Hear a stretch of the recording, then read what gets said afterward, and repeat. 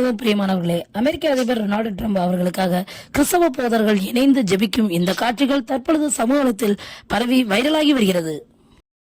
You continue to give our president the strength that he needs to lead our great nation as we come back to one.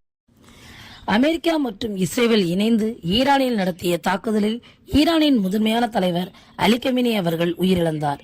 இதன் காரணமாக Israel, America, Iran இடையே போர் சூழல் ஏற்பட்டிருக்கிற சூழ்நிலையில் Trump அவர்களுக்காக நேற்றைய தினம் போதகர்கள் எல்லாம் இணைந்து ஜெபங்களை ஏறெடுத்துள்ளனர்.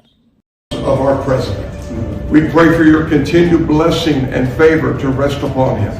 We pray for wisdom from heaven to flood his heart, his mind, and Lord, you will guide him in these challenging times that we're facing today. I pray for your grace and your protection over him. I pray for your grace and protection over our troops and all of our men and women serving in our armed forces. And Father, we just pray you'll continue to give our president the strength that he needs to lead our great nation as we come back to one nation under God, indivisible, with liberty and justice for all. We pray your heavenly blessing upon him in Jesus' name. கிறிஸ்துவுக்குள் மிகவும் பிரியமானவர்களே, தற்பொழுது ஏற்பட்டிருக்கிற போர்ச்சூழல் எல்லாம் முடிவுக்கு வர வேண்டும். சமாதான உடன்படிக்கை ஏற்பட வேண்டும். அப்பாவி மக்கள் பாதுகாக்கப்பட வேண்டும்.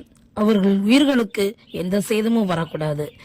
நாம் அனைவரும் நம்முடைய ஜெபங்களில், கூடுகைகளில், தனிச்சபங்களில் நினைத்து நாம் ஜெபிப்போம். இது மிகவும் அவசியமாக இருக்கிறது, நமது கடமையும் கூட.